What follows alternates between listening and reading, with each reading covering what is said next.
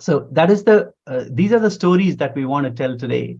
And you see so many people here eager to tell their stories. I want to start with Dr. Prema Kodandaraman and her husband, Sri Nitya Natarajananda. And both of them are going to share their stories on their journey with Swamiji, how they came to meet him, and how his presence in their life has transformed them. So first I'll start with Dr. Prema. Dr. Prema, you are Nithyanandam, so nice to see you. And you've known Swamiji for a very long time, and you're a doctor, and you're an extremely successful doctor. So one thing we want to know is how Swamiji's teachings about Hinduism and related to Hinduism, his teachings about health and mental health and understanding, how that has evolved you as a doctor and how it has helped you be a doctor. Can you say a little bit more about that? Yes, Nithyananda. So, when I went to medical school, fellowship, came to US, did my training and fellowship, almost I spent about 14 years. Mostly I was practicing medicine only with my intellectual learning, like from the books and from the knowledge we gained through our training. But once you get to know Swamiji and doing the programs and listening to him about health and everything, you yourself become a miracle to yourself, like the wisdom inside growing about health and everything. It changed the even understanding of health of the people, like understanding listen is like the way you practice, the way you approach, the way the diagnosing, treatment, everything is totally different. And the work, it becomes so effortless and so many things, so many incidences I want to share, sometimes before you do the protocol to treat patients, but once with Swamiji's, this energy and always you even without you getting the test or lab results or ultrasound, you have that body scanning skills, you diagnose, you treat, and it's like a effortless work has become very effortless. And even the patients, they feel the difference, not like just a regular doctor giving a prescription. It's more than that. It's not just knowing what my specialty is. It's more than, even if a patient comes not with the gynecology issue, I can say she has a thyroid problem, she has. So it's the wisdom grown inside by being with him and knowing about health. It's not through the training, it's more than what the colleges and the universities teach. So that it's different. Great, Ma. So I know you've been with Swamiji for a very long time. And can you say something about your journey to being a Karta? You're already a Sarvagna Pita Yajaman. Can you say something about how your journey to being a Yajaman and then your journey to being a Karta has enriched your life? How has that changed your life? Yeah.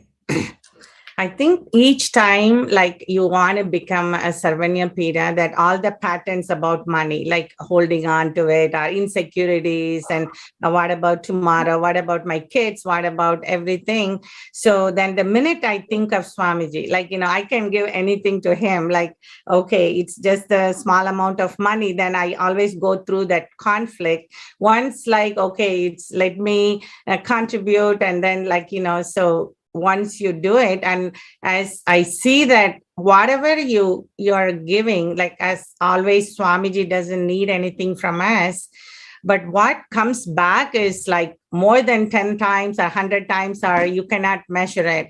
So when I wanted to be a Sarvanyapida, that, how my mind was restricted, my cognition was restricted with the money. Once I get liberated from that, what I'm creating now is 10 times more.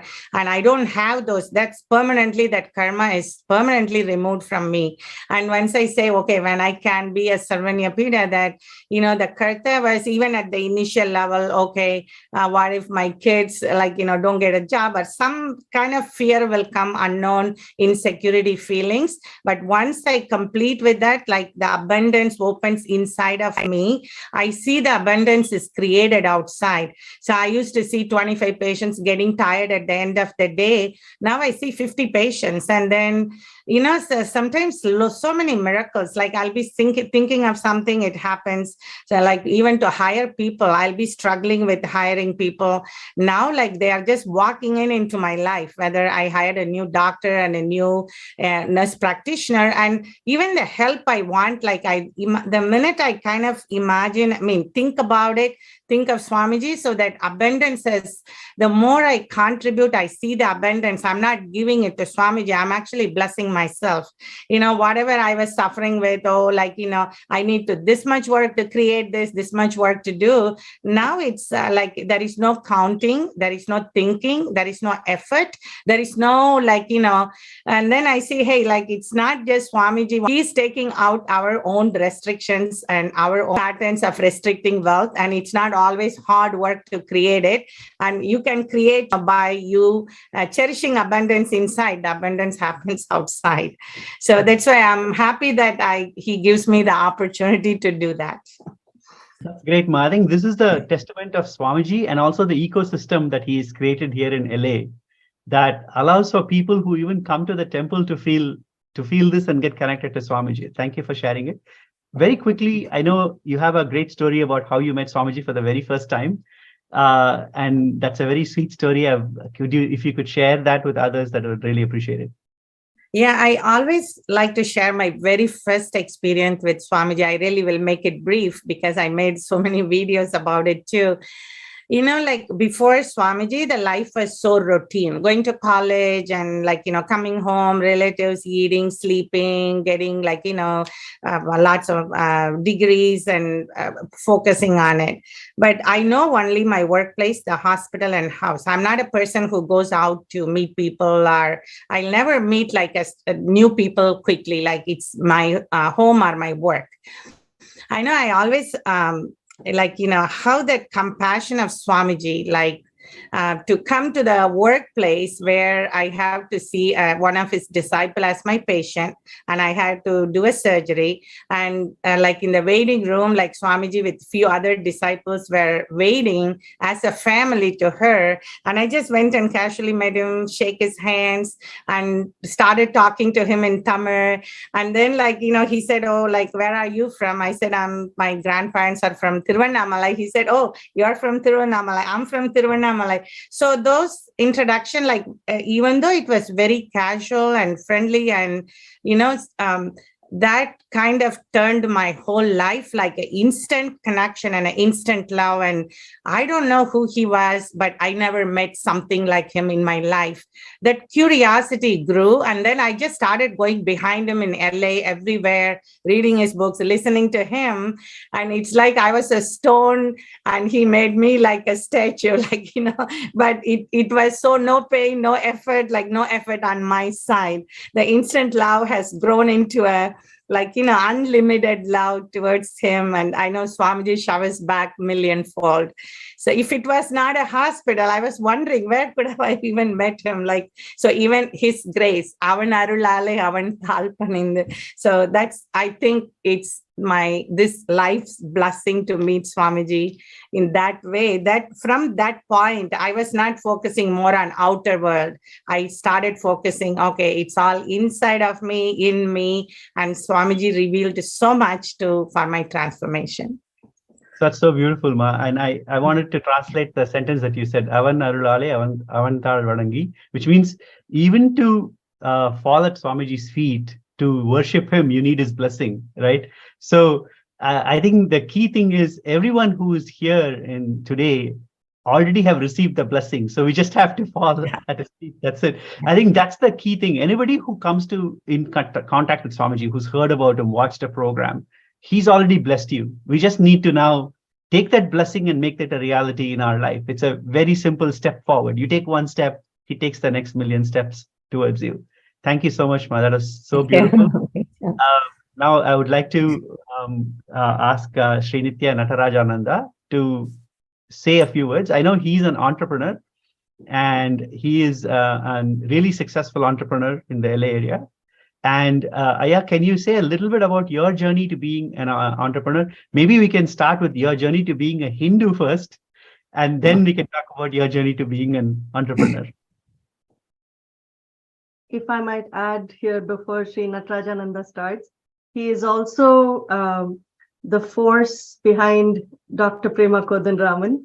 But she's the doctor attending to the patients. He is, the person who takes care of all the other sundries, all the other aspects of their, business and, things like that. So together they have a beautiful journey with Swamiji's blessings. Yes.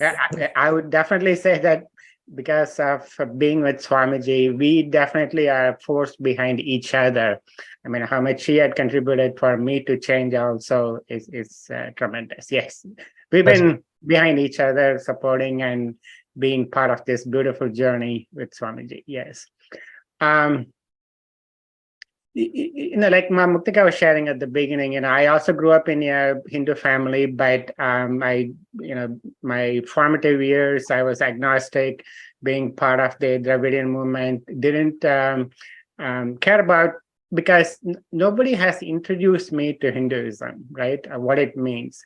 Nobody was there to answer my intrinsic questions about life, spirituality, and more importantly, Hinduism, deity worship, and all that. And but I was like any other kids growing up in India. You follow your parents, but you were not at the being level connected, because you didn't at the intellectual level understand the context, what it means to be a Hindu. Until I met Swamiji through my Prema meeting him, and then she brought me in. Everything has changed. It actually goes to speak about the importance of Kailasa. If one person like me who grew up in that environment, even though I grew up in India, I was so ignorant, right? It's so important that the Kailasa as an ecosystem has to reach. And everything we could do in our capacity, with our time, talent, and treasure, to ensure that happens is our number one priority in life. Just okay, what does that mean to not only understanding Hinduism, but once I started imbibing his teachings, his cognitions, how I changed all my patterns and started manifesting. Just give you one example, I used to, just like my dad, was just an engineer, like a software engineer working for a company 9 to 5, a typical Indian-born employee in the US. That was my life. But since Swamiji, I literally do 10 different things. It's got nothing to do with my bachelor's education. It was nothing to do with my master's education. It's all about life. But everything from running a practice to real estate and other entrepreneurship, and how I conduct myself. And I take, there cannot be a better CEO than G as the cosmic CEO. I've been with him running. That alone, that from micromanaging to the detail to the macro view of his vision, how he was able to transform that to the people around him, right? And that to me was the biggest takeaway for me. So I could apply that in everything that I do. The 10 different things that I do, 10 different hats that I wear, the principles, the approach, the inner space with which you approach your responsibilities, completely transformed.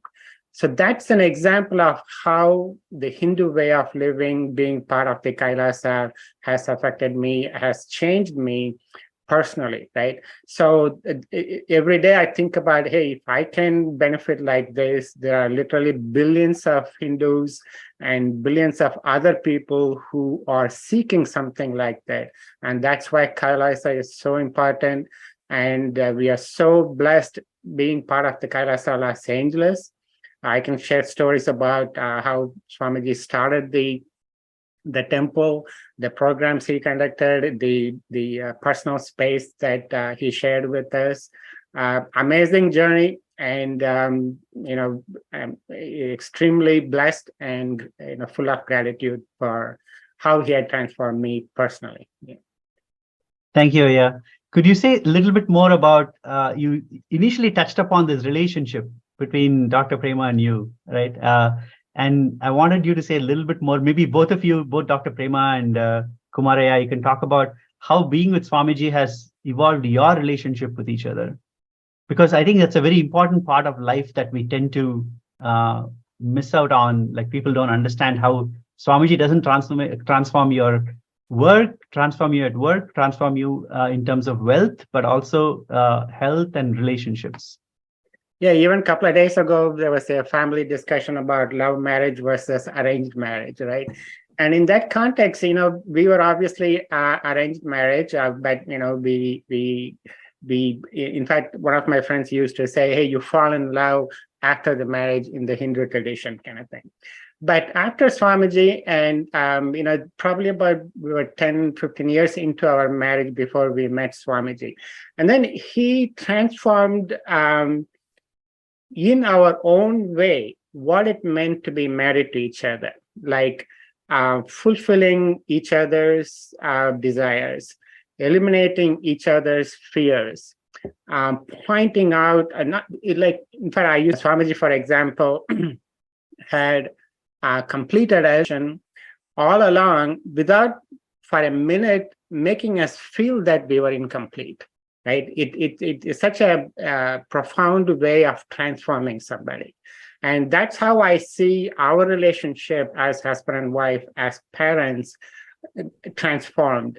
Yes, there will be like a typical marriage, there will be disagreements, words exchanged and all that. But those, it even to cognize that, hey, like Prema was talking about, when you are trying to chisel a deity out of a stone, there will be pain, right?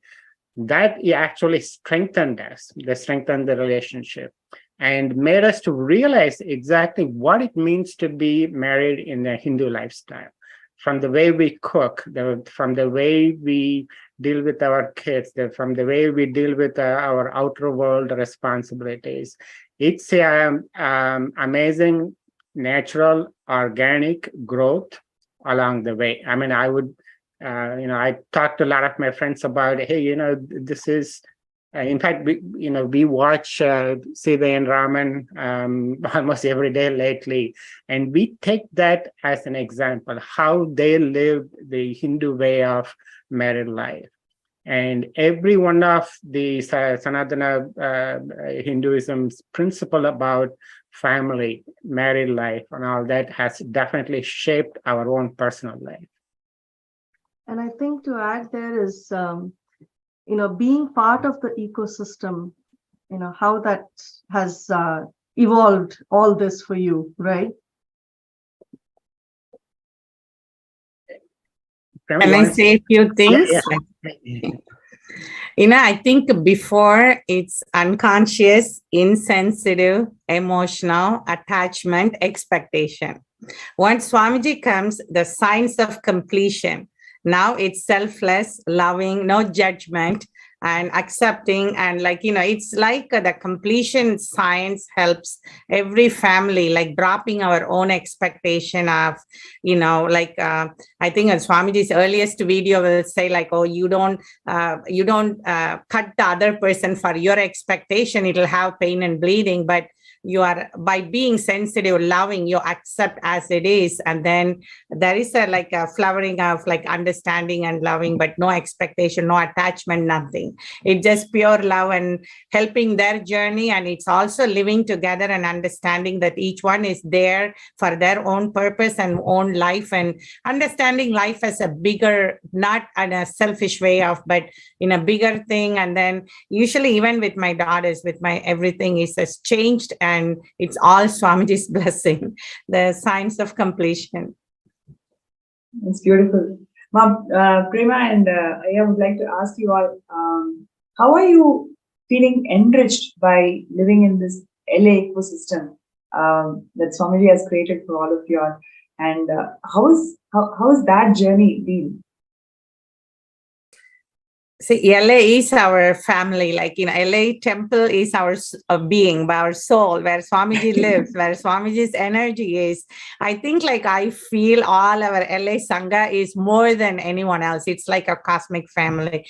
And no matter what, like you are in the outer world, what you feel sometimes, like, you know, you go back to temple, it's like an instant charger, like instant enthusiasm. Like, you know, you can't even compare. To be very lucky to be in LA and to be part of our temple, and to LA is like, you know, gave us a lot of miracles. To me, seeing him physically for a long time, and then to be part of our temple. And we have the great, like, you know, the Mahant and Sri Mahant and like all our devotees, like, you know, it's such a beautiful ambience, like Vatavarana for us to continue to live Swamiji's tattvas. Beautiful, Ma. One thing I want- would you like to share your experiences and how are you feeling empowered by living in the ecosystem that Swamiji has created? Actually, being part of the LA Kailasa over the years, it extended my, you know, what I previously talked about, you know, taking ownership of something and taking it to completion, no matter, you know, whatever failures that comes along the way, that the enrichment that happens inside myself to take on tasks that you wouldn't even dream about taking on before.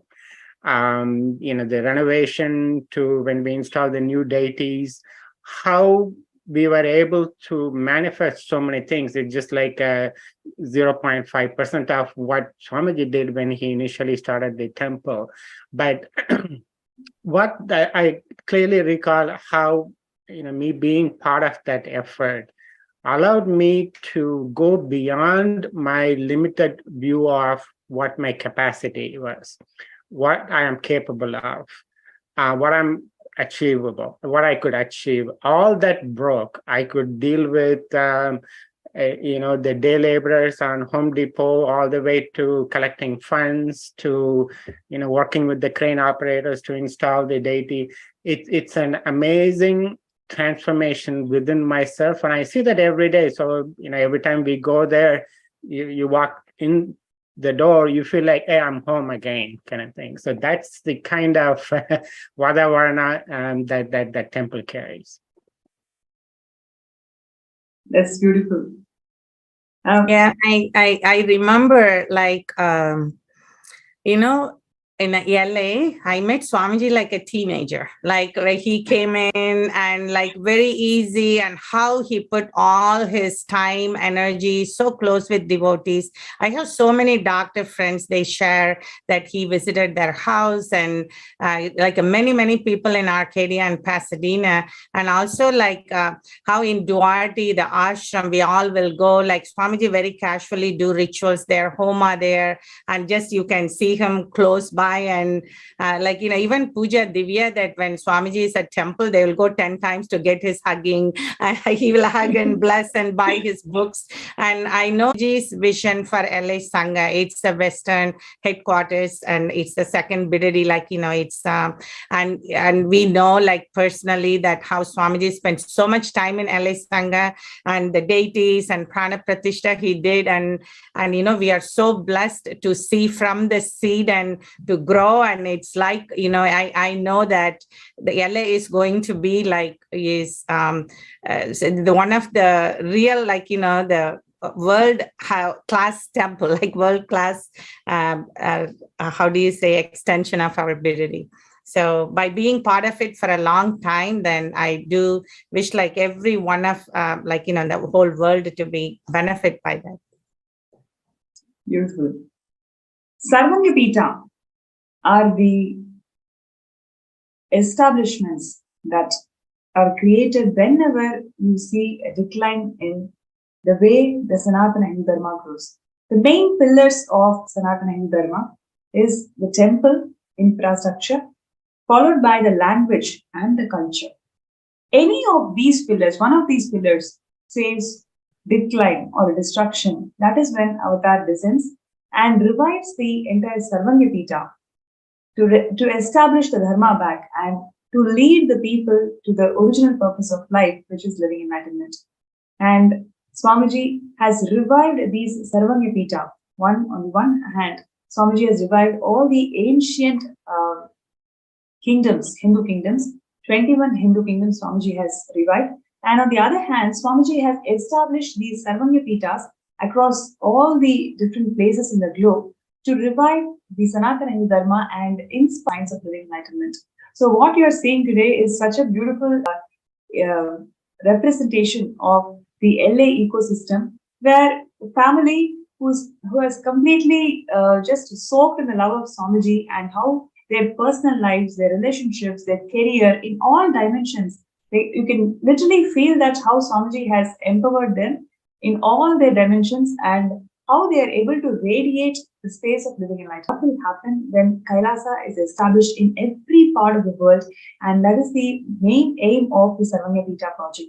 Establishing these ecosystems all across the globe and making the every product of Sanatana Hindu Dharma in a user-friendly manner. So I request all the participants and viewers today, if you feel inspired to be part of this Sarvangapita project, you can sign up in the intention sksjp.org, and we are going to be having many more powerful sharings of LA ecosystem, how this ecosystem has empowering them in the individual capacity and globally also. So next, we're going to be having Mamukta Kama and Muktayo. Would you like to share who are we going to bring in the panel today? Next. Thank you, Ma. SJP, the vision of SJP is so powerful, what you shared. I feel that everyone has to be part of it, right? It is like when Sri Krishna established his, dharma into the world. There are people who stood with him, there are people who stood against him, and then there are people who stood neutral, right? Today, who do we remember? We remember the people who stood for him. And the people who stood against him, we remember, but not for good reasons. And the people who stood neutral, we don't remember them at all, right? So I think those who stand with Swamiji today and become part of SJP, support his SJPs, support Kailasa worldwide, are going to be remembered as pioneers of the new world, of this world where love, it becomes the operating system. The oneness becomes the operating system. So I feel that everybody who has any opportunity to even start today by saying, okay, I'm going to start with $5, $10, whatever you want to start with, right? It's like starting with it today to support Sri Kailasa, becoming an SJP is the best step forward. So one thing I want to do now is we will show a small video. Now that we heard a little bit about LA temple and the Kailasa LA ecosystem, let's watch a short video about Kailasa LA.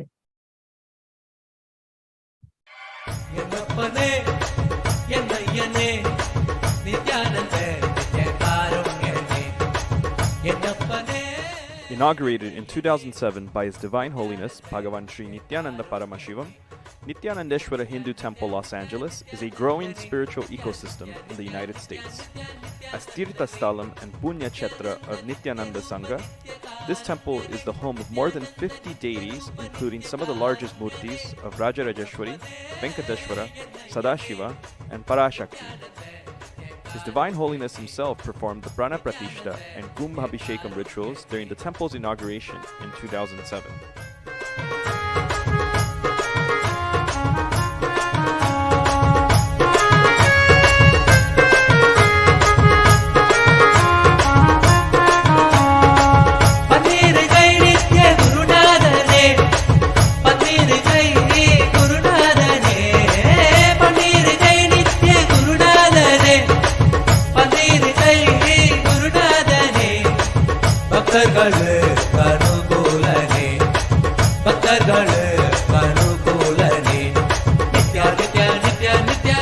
With the blessings of His Divine Holiness, the LA Sangha has continued to maintain the temple rituals for the past 12 years, including offering daily Abhishekam to Sri Nithyananda.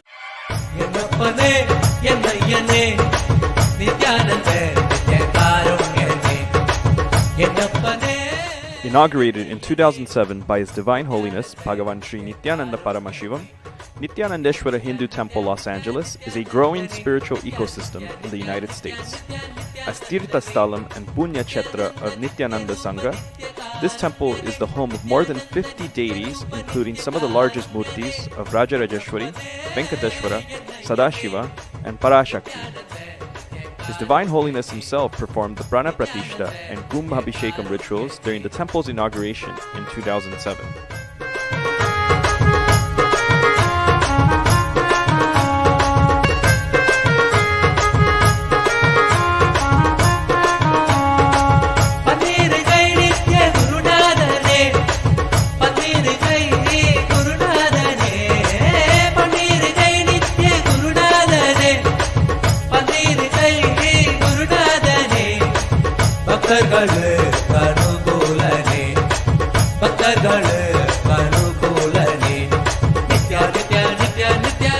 With the blessings of His Divine Holiness, the LA Sangha has continued to maintain the temple rituals for the past 12 years, including offering daily Abhishekam to Sri Nithyanandeshwara Paramashiva Linga, observing major Hindu festivals such as Mahashivaratri, Kartigai Deepam, Navaratri, Diwali, and many more, while also performing homas and other services typically offered in Hindu temples.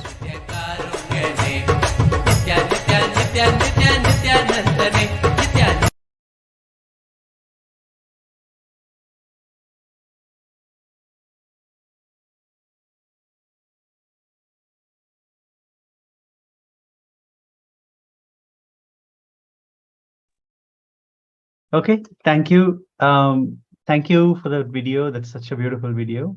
Now, can we can go on to Dr. Peter Bloomfield, who is also a Karta of Sarvagnya Pida. And Dr. Peter Bloomfield would love to talk to you about your experience. I know you are born, when you were born, you were not a practicing Hindu. And over a period of time, you met Swamiji, you started practicing Hinduism in your life. Can you say something about that journey? Yeah, sure. Thank you, Sri Mukta. Thank you guys for having me. It is a pleasure to be here today, this Los Angeles panel. So yes, I was, unlike the people who have spoken previously, I was not a born Hindu.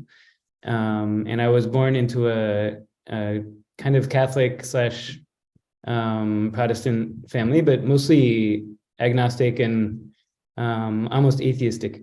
So I had no real spiritual context for the world and was just going through material world. And then basically in my family was pretty much on the same page, right? So then I had just kind of spontaneous spiritual awakenings happen. And then I didn't know it at the time, but it was intense Kundalini awakening happening. And the world just started to look different to me. And I started having a number of mystical experiences where I experienced, I could just tell I was experiencing the world differently from everyone around me. And sometimes it was in a really blissful way, and sometimes it was in a scary way, all different types of ways. And I started to look into spirituality and still didn't really think much of Hinduism. I started doing yoga, but even yoga is often painted as more like Buddhist almost. In every yoga studio, there will be like a Buddha. So then it doesn't really connect to Hinduism as it's offered very much throughout the West. So then I started doing various spiritual paths. I tried out many, many different things. And I was having, I could say really powerful experiences, but I always knew I was like, this isn't quite it. You know, I'm enjoying this part of the ride, this part of the journey, but this isn't my, you know, this isn't the way home kind of thing. And so I was still kind of looking all the time. And then I met someone who was a strong, very committed disciple of Swamiji, and she was just had this extra layer of bliss. And led to another in terms of experiences, and Swamiji knows how to speak to our listening. And I got the clear message that I needed to go meet him. And then, once I saw him, it was the end of the story, right? I was just finished. So I had no traditional Hindu backing, no traditional Hindu background. And even when I became Hindu, it was more like I just became with Swamiji, right? And then by definition, that meant Hindu. But it was my love and connection to Swamiji that was the basis for that shift in me. And then it just became natural to say, okay, then yeah, I'm Hindu. if being with Swamiji and following what he says and just enjoying him means being Hindu, then I'm for sure Hindu, right? And so I didn't have a big grasp of what that meant. But then as time has gone on, I've learned all the, I've read a bunch of books, I've studied the Puranas, I've had experiences with the deities and all that, and I've really gotten a very clear sense that the experiential reality that is pervading and permeating the world is taught from Sanatana Hindu Dharma, and that it's the ultimate, it's the ultimate way to relate to the world and the existential reality. So it's a very big shift for me. And even at the hospital, when I'm working, even when I'm not wearing these things, people know I'm different. And part of it is the accent, and they try to put like where are you from? Like, what are you about? And then part of it is just the way I talk and the way I relate. It's just so different from how other people are relating. And then they're like, so like, what are you? Right? And I'm like, oh, I'm Hindu. And they're like, oh, really? I didn't know you could do that almost. Like, that's like shocks to their system, right? And then if I ever wear the kumkum, they ask me if it's Ash Wednesday. And I'm like, well, it's not even Wednesday, so it can't be Ash Wednesday, right? So people have trouble figuring out, what that's all about. But I feel, for me, that shift to Hinduism is just so foundational to my life and to my, stepping into the reality of who I am as an Atma, who I am as a being. And so, I enjoyed every step. I think, there are many people out here that are watching that were not born Hindu, right? There's some that are born Hindu, some are born Indian, Hindu light, all different stripes. But I think when Swamiji came, he brought so many people here with him to make this Kailasa happen, to make this Satyuga happen. Many of us were born into non-Hindu backgrounds, right? And so I feel the people who are born in a Hindu background are very blessed to have everything. I know there's all kinds of other nuances and aspects to it. But even those of us who are born in a non-Hindu background, Swamiji's calling to us as well, right? And when he calls us, he can call us really, really strong and really hard. And so I didn't, invite anyone out there, regardless of your background, you can become an extremely strong and committed and realized Hindu in this life. Because you have Swamiji, everything is fast track, right? And he can clean out, all kinds of things in your DNA, and you just become a Nithyananda Gotra, right? And so that's been my experience. And I think, it's a possibility for anyone who's in a human body on this planet who has the cognitive capacity to run to Swamiji, they should get up and run like that. That is such an amazing story and journey from where you were born to becoming Nithyananda Gotra. So thank you so much for sharing that. I want to ask you, you're on your journey, you're now a Karta, and that's a beautiful journey. And can you say a little bit more about how your journey to being a Karta has evolved you and, grown you to this level? Yeah, sure. And I'll say, everyone comes from a different wealth background. And to become an SJP Yajaman is a big thing. Like for me, that was a huge leap, but I could do that. There are a lot of people in the world who have a net worth of, enough to become a Yajaman if they put everything into it, right? So that's one thing, but there's much less people who can become a Karta, right? Not many people are sitting around on $1 million US, even with inflation and all that. Still, it's a very big sum. So even just to become a Karta, there's a vanishing number of people who can comfortably do that, right? Very small number. And then, still a very small number of people who can do it if they put all their chips there, right? And most people, if they put all their chips there, they cannot become a Karta anyway, because not that many people have that many chips, right? So to be a Yajaman, I just had to put all my chips in and say, okay, fine, let's see what happens, right? But then to become a Karta took something else, right? And I didn't have a strong cognition that I should become a Karta, but I knew I wasn't done with Swamiji, and I'll do whatever, he wants and whatever it takes and all that, I'll just do. And so I got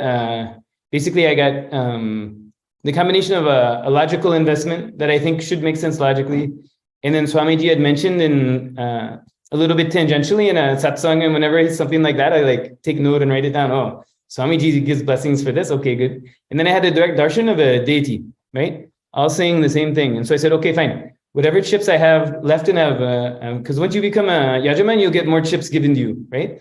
So you just naturally will come into more wealth. So I took all that and I'm like, okay, fine. I'm get it from all sides, logically, cosmologically, everything. I'll just put all this into this.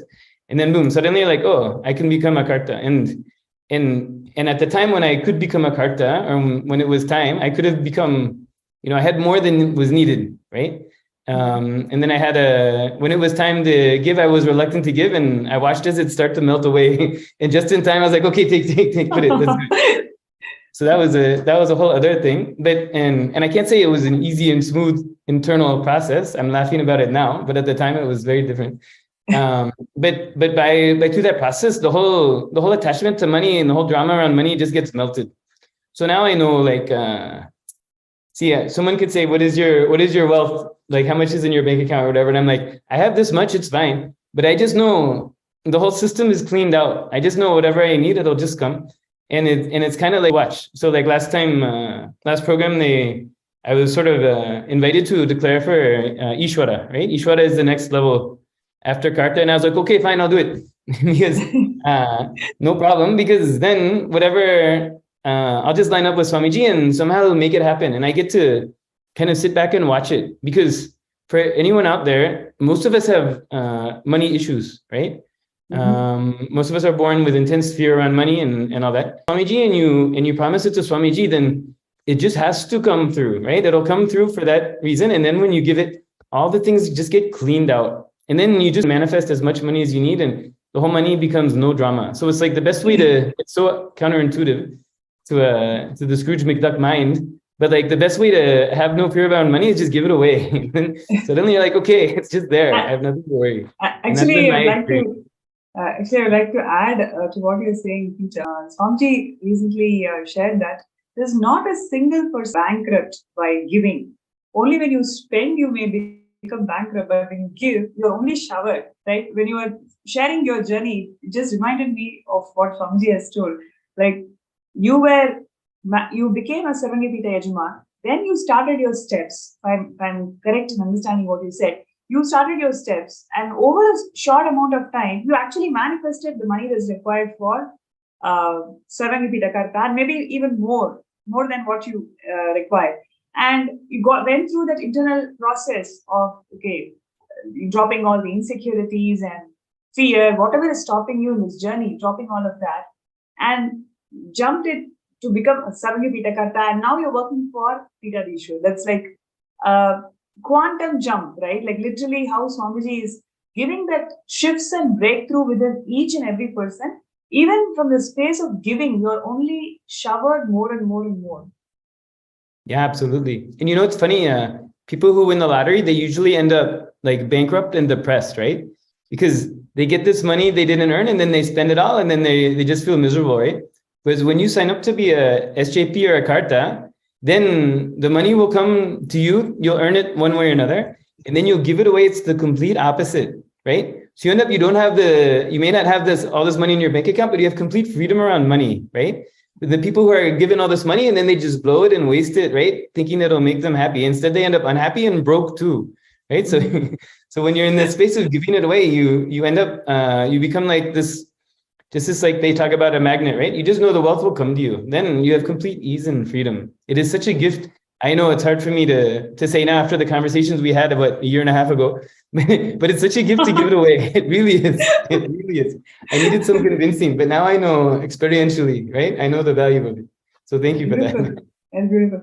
Peter, so I would like to ask you this question. So what do you feel as the key, to have this jump from being a Sarvangapita Yajaman to Karta? What is that one element if you, like to share with all the viewers? From your personal journey, what do you think that that is really important, or one shift that all of us must have? Yeah, sure. To go from SJP from Yajaman to Karta. Yeah. I will say you just have to feel, you should not feel satisfied with Yajaman is what I would say. See, some people could say, good, I've become a yajaman. Now I can get personal time with Swamiji, or I can do this program or that program, right? Hey, they said they'll make some deity of me. Good. I can just sit back and I know there'll be a deity, right? And just relax. No, you cannot. That's not the way to get to Karta. The way to Karta is to say, I've just barely turned on the spigot of this operation, right? Let's put this to 11 and see what it sounds like, right? Let's go to next level. And it's like a form of tejos, right? Just like I want to continue to expand, right? And I have a complete excitement. So you can sit back and relax. Even if you're just Swamiji's disciple, you can say, I'm just going to relax, and when I die, he'll come whisk me away to Kailasa, right? But you can say, no, I want to go to the next level, right? I want to bring this whole thing into the planet and have the exuberance and the enthusiasm of saying, okay, I've been able to support in this way, but that's not enough. I want to do more. I want to support more. I want this physical body to be useful for more and a higher level, right? Because I know when I do that, my whole system will get upgraded constantly. So it's a form of tejos, right? It's a SJP tejos, you could say. Should not be satisfied with yajaman. There's next level. That's beautiful. And one of the things which I remember from our conversations, one of the things which you mentioned on your journey towards Karta, that you really want to move to the temple, move next to the temple, and be surrounded with the LA ecosystem. So that's something so profound, right? So, somebody is saying that, okay, I want to take this jump as Saramipita Karta, and I also want to be closer to the temple. That really shows that how much temple has influenced positively your inner space, and that makes you to take that jump. Somebody shifting houses and then wanting to be around the temple, so you can spend more time with the deities and contribute to the ecosystem more and more. So what really inspired you to take this kind of a content shift, especially coming from a completely different background and learning about Hinduism, and then taking care of deities and totally in this a complete 180 degree shift? So what really inspired you, and how what would you like to share with all of our viewers about how ecosystem is so important today for us to learn and enrich each other with all the values that Sanatana Hindu Dharma has given us? Yeah. Oh, that's a great question. And I feel we could talk about the Los Angeles ecosystem for days. There's so much material, huh? It's very rich. But I was before I moved here, I was living in Venice Beach, which is a very desirable, posh environment. And I had a good rent control. I had a great deal. I was basically living at the beach, just across the street from the beach, for very cheap. But then I just knew, once like I had said before, I had a mystical experiences and awakening, and started to see the existential reality of the world. And so even I would be looking at the beach and the ocean, and it's aesthetically very beautiful, but the energy I just know is not right. It's not the highest dharma through that space, right? And then I would come to Montclair, and if you ever go to the LA temple, the surroundings of the LA temple is not as of yet an ornate Vedic architectural environment, right? The surroundings, I'm saying, it's in a downtown area, and I know what it's going to become, but it looks very different from Venice Beach, you could say. But then just going there, this intense bliss happens, and I just know I would come to the temple, even just driving down the streets of Central Avenue to Montclair and all that. I'd come to the temple, this intense bliss will happen, and then I'll spend the time at the temple doing deity seva or whatever activity we're doing, and then I'll drive back. And it's like as soon as you leave there's a certain area on the 10 when you're going into LA, and it's like you leave the energy field of the temple. And then I start to feel like a heaviness begin. And then you go into LA proper, and then you go into, the beach towns and all that. And the ambient energy is so different. So I just knew, hey, I just want to be here. Fundamentally, I think probably everyone here would love to sit at Swamiji's feet for millions of years, right? There's no other place to be, right? And then as close as I can get to that is being right next to the temple right now, right? So I just wanted to create that possibility. And I'd say moving here, just moving here is a big challenge. People will find things come up in barriers and obstacles just to move here, right? So you have to overcome all those. And then once you move here, then adjusting is a whole other thing, right? And it's a very strong energy field. It's LA Arunachalam, right? So it's the fire, right? And so all kinds of things get burned and all that. And then I really feel the last few months, I'm just very settled and very blissful and excited here. So I would encourage, for anyone watching, go to the ecosystem that you can, right? Go to wherever as close to Swamiji's feet as you can get, right? If it's Bididi, that's fine. If it's Trivandrum, right? If you're in the US, then Los Angeles is just an amazing, strong place to come. And actually, we're really beautifully coming together. I can feel the alchemy has been happening. And I really feel 2023 is a breakthrough year for us. So it was a big jump. It was 2021, mid 2021. I was doing them both, right? I didn't know I was doing them both, but I found out I was doing them both. And I feel so grateful to have done it. I'm very excited to see what's next. That's beautiful, Peter. And see, one of the things that really struck me when Peter was sharing is how the ecosystem supports that spiritual journey, right? Though there are so many places in and around LA, when he moves towards the temple, when he moved towards the temple, he's able to feel himself so centered. And that is exactly what Swamiji is doing by establishing these Kailasas all around the world. The impact that Swamiji is giving by these Kailasa ecosystem, it happens in all three levels, whether it is an individual level or at an ecosystem level or at a national or global level. So every single contribution towards the Sarvanyapita is actually towards establishing all these Kailasas around the world. So would like to invite all the participants and viewers, if you're feeling inspired that, yes, this is a beautiful thing that's happening in the world, when the world is facing so many issues out there, we don't have proper solutions for mental health even till today. We don't have solutions for hunger. We don't have solutions for so many other global problems today. But Swamiji is resolving all of these issues by providing authentic solutions from Sanatana Hindu Dharma. And these ecosystems serves as epicenter where these solutions gets implemented in a personal level and as a community level. So by supporting Sarvanyapita, you are supporting beautiful, blissful ecosystems around the world. So I request all the viewers out there to go ahead and sign up in the link that's being projected, sksjp.org/contribute. And there are many more such beautiful sharings that is awaited in this segment. We'll just take a few minutes break for all the participants and viewers to sign up in sksjp.org/contribute.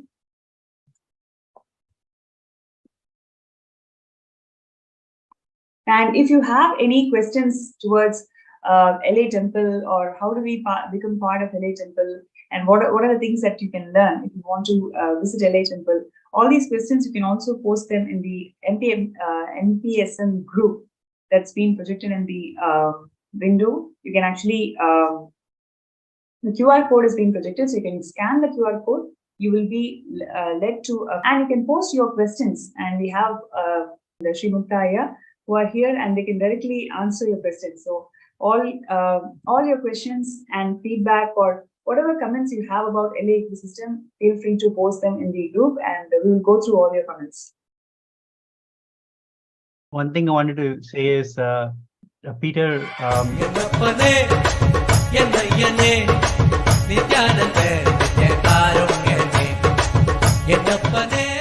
Inaugurated in 2007 by His Divine Holiness Bhagavan Sri Nithyananda Paramashivam, Nithyanandeshwara Hindu Temple, Los Angeles is a growing spiritual ecosystem in the United States. As Tirtha Sthalam and Punya Chetra of Nithyananda Sangha, this temple is the home of more than 50 deities, including some of the largest murtis of Rajarajeshwari, Venkateshwara, Sadashiva, and Parashakti. His Divine Holiness himself performed the Prana Pratishta and Kumbhabhishekam rituals during the temple's inauguration in 2007.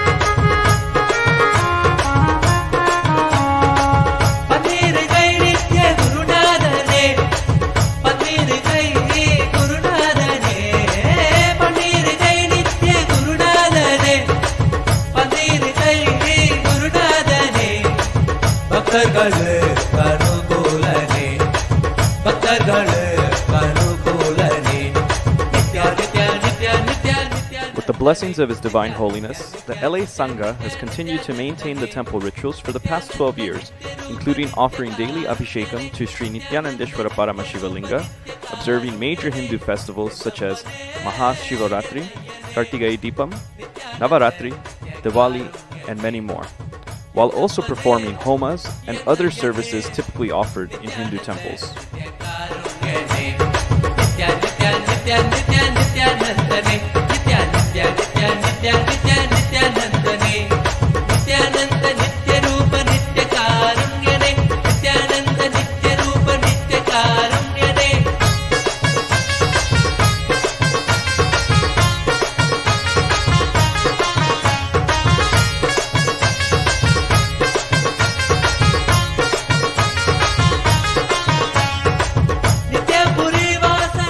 The temple also hosts a variety of events throughout the year that contribute towards the enlightenment ecosystem.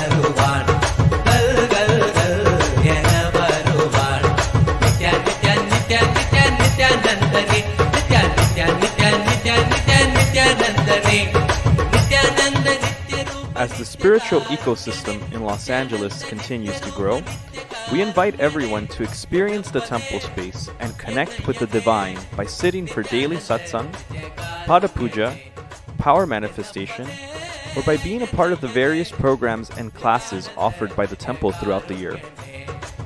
As we look towards the future and realizing Swamiji's vision for Los Angeles to have a temple that is fully agamic and a hub for power manifestation, we also invite you to contribute towards the realization of this vision with your time, treasure, or talent.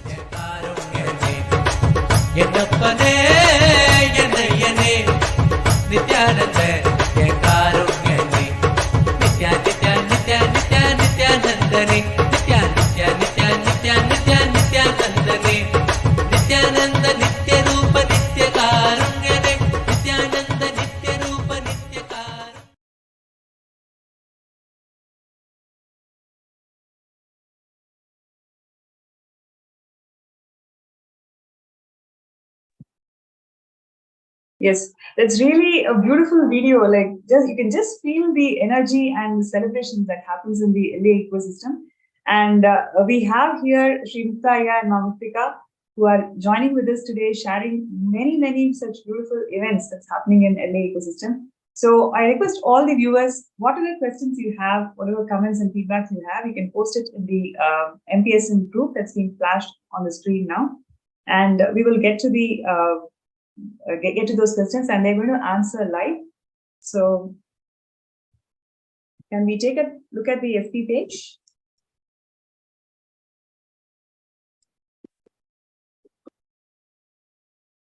So while we are taking a few minutes to go to the FB page, I have a question to both of you. I mean, how has it been the journey, the whole journey of being with Swamiji for more than a decade? In 2 lines, if you would like to summarize as a couple, what would you like to share with us? Isn't that one of the most toughest things to do, summarizing in 2 lines? It's a journey of lifetimes. Somebody asked me, what have I gotten? I think I have achieved my connection with the cosmos by being with Swamiji, and having the cosmos, Swamiji himself, as the center of our relationship has made the relationship even better, even tighter. So I think it is having Swamiji in your life is the ultimate thing. I can tell you so many stories where there are certain moments where you need his teaching the most, and he's right there to deliver them. You're sitting there with him, and he tells you some truth that transforms you tremendously. I know we don't have much time, but we want to tell one story where we were both with Swamiji on our journey to Kailash. We were actually in Nepal, and we had stopped there for a few days. This was which year, Aya? Sorry if I may. 2011. Okay, 2011. Yes, got it. And Mahamuktika and I had gone on the trip together. And that is the first trip we were going on together with Swamiji. And for me, I had felt that, if this is a spiritual trip, we should behave like as if we are individuals going on a trip, not someone who's going together. So I would tell her, don't sit next to me in program. Don't sit next to me on the bus. Well, when we go on a boat, we used to go every day in Lake Feva. We were there, Pokhara, for like 7 days. Every day we would all go to do Pada Puja together with Swamiji sitting right in front. Then we would go to the lake, and Swamiji would get on a boat. He hired 10 boats. We all would get into the boat. We'll go to the middle of the lake, spend time with him. He would chat with all of us, and we come back. So I would tell her, no, don't sit on my boat. Go sit on some other boat. Things like that. It was very, very bad in that moment that I was doing that. So I'd let her tell the rest of the story. Okay, I didn't expect this. Essentially, Swamiji happened. Let's put it that way. But, he obviously sensed that that's not how I perceived a spiritual journey, right? This was the very first time both of us were on a trip together. Normally, I take care of the kids and he goes, or he takes care of the kids, and then I would go for the trip. And this time we went together, and we got blessings to, be there in the journey with him. And when this was happening, and ideologically, there was a fundamental difference of opinion. And it was not helping me feel that I was on this journey that is going to make me feel good, or that I was getting something out of it. It felt a challenge right at the get-go. And I didn't have words to express this. How do you share this, or how do you try to come out of this conundrum? And during one of the meditations that we were doing in front of Swamiji, he was putting us through meditations. And at that time, towards the end, there is a part of gratitude. And in that part, I just had tears pouring down because it was so overwhelming that I just couldn't take it. I said, Swamiji, can you do something to help? I don't know what to do in this situation. So when we stepped into the boats, I was sitting and contemplating and sitting quietly. And then suddenly we hear this sound. Somebody is calling out and saying, hey, the boat from Seattle, make sure the boat comes to Swamiji's boat. And at that time we were in Seattle. And so we went close by, and, I was craning my neck backwards to see, where Swamiji was. And then once we got closer, he was sitting, I still remember how Swamiji was sitting on the boat, and, he had his hand, under his chin. He was looking at everybody. He was looking at the entire space. And then, he said, at that time, my name was, Paramatmika. And so he said, Ma, you've been looking for me for so long. Come on, tell me what it is. The first thing that actually struck me at the time is, how long is he saying I was looking for him, right? Is it now? Is it in the past lifetimes? The first thing that struck was, oh my God, how long have I been looking for him? And then the second thing I shared, immediately, I didn't need another invitation. And I shared the situation that was happening. And I said, look, Swamiji, I feel when you're on a journey together, you're supporting each other, and you're, going through the whole process. But Shimukta thinks that he has to do his own thing and I do my own thing. And let me say, I remember exactly what she said. Okay. I remember word for word. Basically, she said, is spirituality a journey of aloneness? That's what she asked. Is spirituality a journey or? Of aloneness. Okay. Swamiji said, look, the very last step of enlightenment, even I cannot come with you. You have to walk on your own. That last step you have to take on your own. But till then, I am there with you to the last step of the journey. And sharing the journey with somebody. That's exactly what he said. And I was completely surprised by that answer, because I thought Swamiji would say, no, no, no, be alone. That's the right thing. But then I asked Swamiji, is it okay to be in a romantic mood on a spiritual journey? Then he turned to me, looked right in my eyes, and he said, Mukta, is your spirituality so fragile that it'll break by holding hands? And such an amazing question that he asked, and it was completely broke my idea of what being spiritual is, what life is. I had drawn such boundaries between certain parts of my life. If I said, if you're spiritual, you can't do this, all those boundaries just broke away. And it not only changed how I relate to people around me, Ma Muktika and others, but also everything in my life, everything that I do in life. So these are such transformative moments that you cannot get otherwise. It's only in the presence of a guru that you get that. So he really fulfills you. He knows exactly where you need the empowerment. He knows exactly what patterns you're going through, and he knows exactly what you need to go beyond that, to break those patterns, to have the strength to understand and break it, and to elevate yourself, right? And there is one thing he always tells anybody: the moment you are there in my presence, or the moment when we are in his energy field, and we accept him as our guru, right? He is responsible for us. He takes us all the way through to enlightenment. There is no letting go. His hand is always outstretched. It is just us holding on to his hand and saying, Swamiji, lead us. And that space is so powerful. And I think one thing I've seen, we don't worry once we come to Swamiji. That's one of the most fundamental shifts I think all of us have. It's as if we're so relaxed that somebody else is like a cosmic being. The avatar is doing the thinking for us. All we have to do is make ourselves present, and we have to, use our hands and legs and make things happen as he's guiding.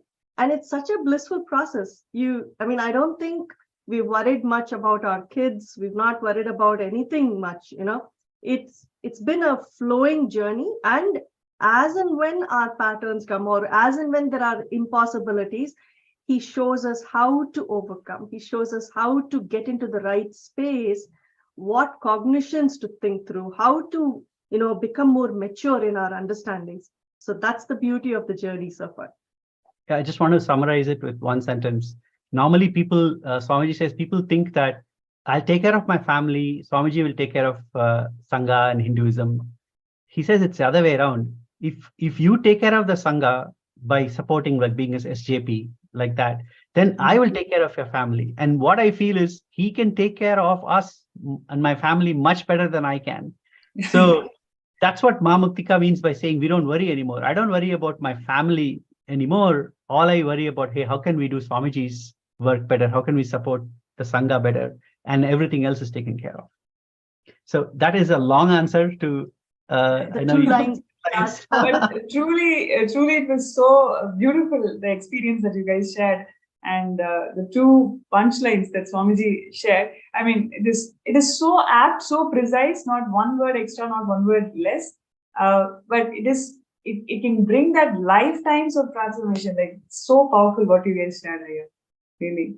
And with the same spirit, would like to call out for all the people and all the participants and viewers out there. What Swamiji is doing, something so profound. Each and every being, the whole Kailasa, what we have today, is formed by Swamiji's intense hard work and extreme compassion and love for humanity.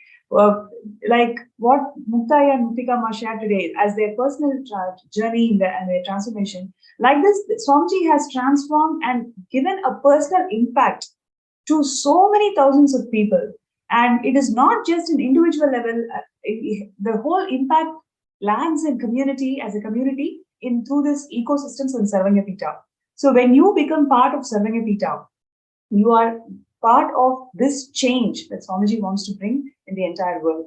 So if you feel inspired, and if you really feel that, yes, this is something which you want to do in your life, be part of this change and bring that happiness, true happiness in the world, sign up in the sksjp.org/contribute.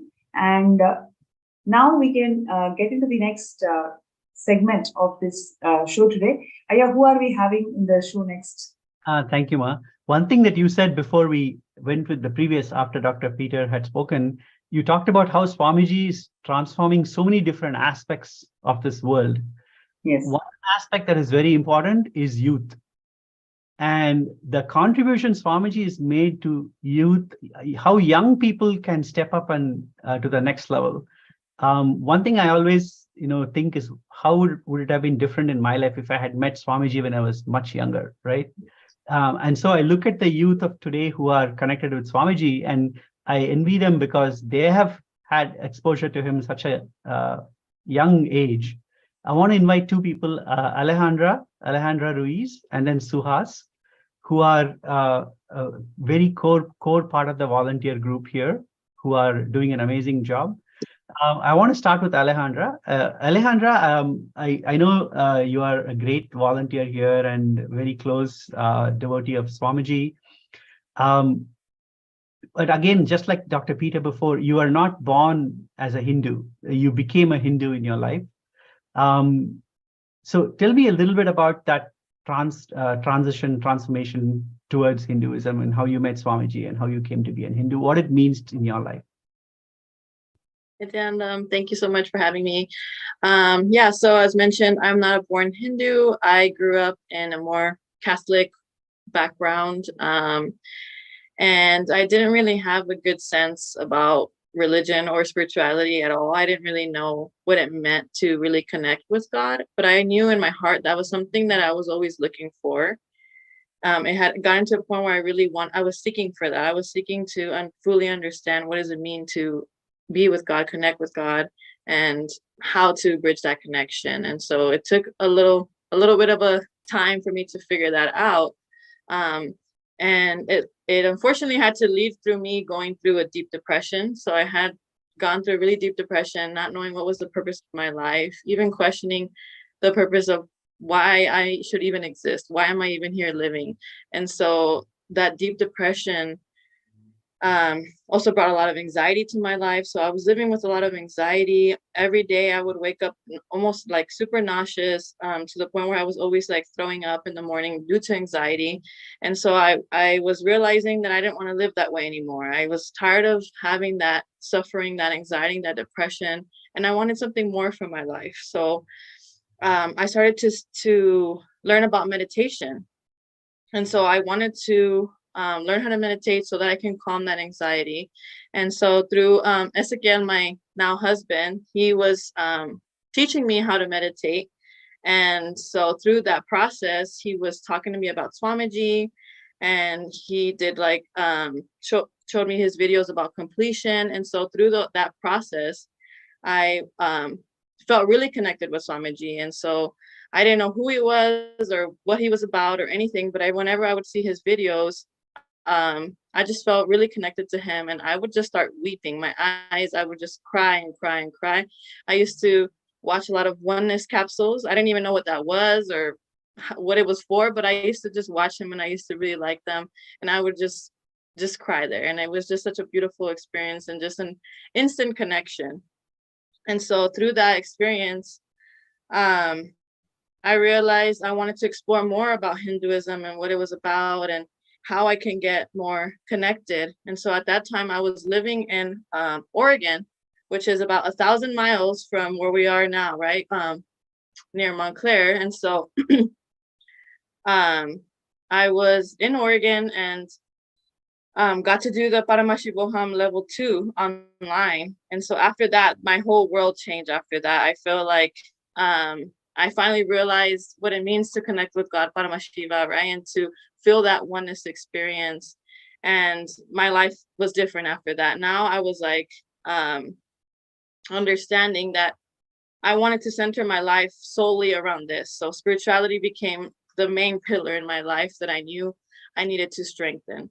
And so through that experience, I recognized that I needed to move closer to the temple and get as involved as possible in the spiritual community. And so the jump, right? It was scary for me. I didn't have a job lined up. I didn't have anything. So I didn't know what I was going to do, where I was going to live. But I decided to do it anyway. So I moved out here, and it did take me like a couple months to find a job. But now I have a great job, like 13, 15, and I live 5 minutes from the temple. And so it's been just a beautiful experience to have that journey of becoming a Hindu. And so, yeah. Awesome. Yeah, that's great, Ma. Now, you're in your 20s. When you see other youth around you and what they are going through, and compare that to your experience and what you have gained, could you say a little bit more about any youth who is in the audience watching? What is it that they can gain by moving close to an enlightenment ecosystem like LA and being a part of it? Yeah, definitely. So what I've noticed just from seeing other youth around my age, so I'm currently 25. I met Swamiji at 22. Most people around my age, I've noticed that what they're going through now is what I was going through before, right? Which is that anxiety, depression, feeling like they have no purpose, not understanding why they're here, and just feeling lost. And so through connecting with Swamiji and through the enlightenment experience and the ecosystem here at LA, it just brings so much bliss to your life, and it gives you a space where you can be your authentic self and have people to accept you for who you really are, and feel that unconditional love from Swamiji, because that's the first time I've ever experienced true unconditional love is through Swamiji. And so that's what most of us are wanting and lacking in our life. And so if the youth can just open themselves up to that experience, I know they won't regret it, because I definitely did not. And I know life is just for expansion, right? And I've seen it in my own personal life, how I've been able to expand, even within the temple, being able to volunteer. I'm almost at the temple, I think, almost every day. And so just getting to be part of this community has brought so much bliss to my life. That's so awesome. Thank you, Can I Ma. ask a question to Ma Alejandra? Yeah. Yeah.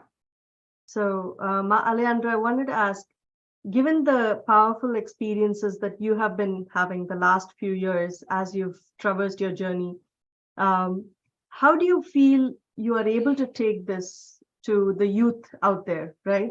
Just like how you were sharing, there are so many out there who are looking for support, who are looking for help, who need some way in which something grounds them as they find their purpose in life, right? So how do you feel you would like to take it across to the youth, or what kind of support do you see happening in the ecosystems that Swamiji has evolved that will support you in this journey? Yeah, I mean, I think I can see there being maybe like a youth group at the temple being started or something like that, which is something that I've been interested in myself, just like being a youth leader, showing for other youth how they also can be youth leaders, because that's how it starts, right? You see somebody and you get inspired and you're like, oh, I want to be like them, right? And I think me starting to now teach the Learnings from Living Enlightenment class, right? That's an introduction. And as to me as a youth leader, I can bring in more youth and share with them the Swamiji's words, right? And being able to bring that experience to them as it's happened for me. And so I think it's definitely also maybe going out into the community and going out to places where youth are currently hanging out, colleges, anywhere, right? Where they're just hanging out, or meeting them where they're at, so that we can bring them in, because I definitely think it's something that all youth should experience, because it's definitely not a good feeling, that lost feeling, right? It's not a good feeling. So I know how that is, and I think it's great to have that connection with Swamiji. That's amazing. Thank you, Ma. Thank you, Alejandra. Now we'll bring in Suhas. Suhas, so I wanted to ask you a question. So I know that when you were, Suhas is our son. So when he grew up with Swamiji, and of course he came with us to a lot of different programs, starting from a very young age. Suhas, can you say a little bit about how you came with us to the programs, but then you discovered Swamiji yourself? So and that journey on discovering Swamiji and what does it mean to you as a youth. Can you say a little bit more about that? Yeah, definitely. So I met Swamiji when I was 9 years old back in Seattle. Man, that was a long time ago, actually. He came to my, we met him. And I was kind of in that stage where I didn't know what was going on. Like I was really before then. It was kind of just like we have, it's very common among Indians to have like a closet with the deities and stuff like that. So that was the extent of Hinduism that I knew. And even through the coming years, going to programs and stuff, I didn't fully have, I kind of got like a small understanding of maybe like ego or something like that, but I didn't fully have the context of what benefit I was getting. But the thing is that I realized a lot later is that Swamiji he kind of always had his arm around me, so to speak, right? He never let anything hurt me. Like it's only what I could maybe like see, like he had his arm around me, but I could see over his arm and maybe I could see something. And that's what bothered me. That's all the kind of agitation I had in life. But he was always kind of like protecting me, being like, when you're ready, this is ready. This is here for you. And I'll protect you until, even when you have it, I'll still protect you. And that's kind of the feeling that I have with Swamiji. So like, I would go to programs and even like the power manifestation stuff in the programs. I've seen some pretty amazing stuff actually in these programs, but I always thought like, oh, it's not really for me, in the sense like I wouldn't be able to do that. That's kind of like for someone better. But the thing is, in the past few years actually is when I got more and more connected to Swamiji, and more connected to the temple actually. And I started coming recently, maybe in the past 2 months, I've been coming and helping at the temple. And it's been such like, it's crazy how I didn't see as much as I've seen now, being with Swamiji and all this, it's like now I'm ready to see what he's offering, what he's been holding up to me this whole time, And so like going and doing seva and like helping out at the temple has been really great. It's like, it's almost most of your life, you're kind of in neutral and you're pushing the car with your bare hands. But when you're ready, Swamiji, like he has the gas for you and you just got to put it in drive and go, And so, yeah. That's awesome. Now, we're going to ask the same question we asked Alejandra. What do you see in the youth around you, their struggles, and what is it that if you would want to support them and help them understand what is it to be with Swamiji, how would you help them understand that? I think Swamiji also said this once before, or maybe multiple times, many times before, but it's just the practical aspect. Like we need to show them that what they start now as kids will grow into something amazing, the more and more they embody it, if like, yeah, because I know mental health is a big thing now and all that stuff, but Hinduism has all the answers, and especially Swamiji has all the answers. That's exactly what he said. He said, we have to show the youth Phalashruti, which means Phalashruti is the benefit of what you do. Mm-hmm. And after every puja, there is benefit. And we chant what the benefit of that puja is so that people know what you will get. Like that, I think we don't do enough of chanting the benefit that somebody would get from Hinduism. And pointed it out. Second thing is to know that Hinduism has answers for all the problems. And knowing that is very, very critical for youth. I think these are the two things that we have to share with the youth. And I think like what Alejandra and Suhas have shared, see, it is how they have applied themselves and, been present in the ecosystem. Yeah. That has made a phenomenal change and a difference to them, right? It is how they have utilized the energy and, the nurturing that they have received from the ecosystem that has propelled them forward to feeling successful, feeling empowered, and being able to let go and drop anything that stops them from being who they can be. And I think that's the beauty of it, that the youth are the leaders of tomorrow. You are training now, you are empowering yourself with Swamiji's blessings to take you forward, to be the role models, to be the leaders, and to inspire others. And how you have utilized the ecosystem to make that happen is a beautiful sharing that both of you have done today. Suhas, you also said something about power manifestation and the mystical aspect of being connecting with Swamiji. Can you say a little bit more about that? Yeah, definitely. Actually, a really good experience I've had is the Nithyanandeshwara, Nithyanandeshwari deities at the Los Angeles temple. I got the amazing privilege to do Abhishekam to them, like I think a couple of weeks ago. And it's like the craziest change in my life. I generally don't choose to use my willpower a lot, but immediately after that, I started doing all sorts of stuff, like if I want to, I'll pick up my guitar and try to learn. And, I always just have this more of a vigor for everything, You also And- said something about if you think something, it kind of comes true. Oh yeah. It's a little bit bizarre, but the more and more I do stuff and the more I'm around, like if I'm in Swamiji sessions or something, the more I think things, the more they'll start to happen, and the more I say things, they'll start to happen. And I noticed turmeric. Turmeric has been like manifesting on my face, even if I'm nowhere near turmeric. If I'm doing something for Swamiji, it'll just go just appear out of nowhere. It's honestly so amazing.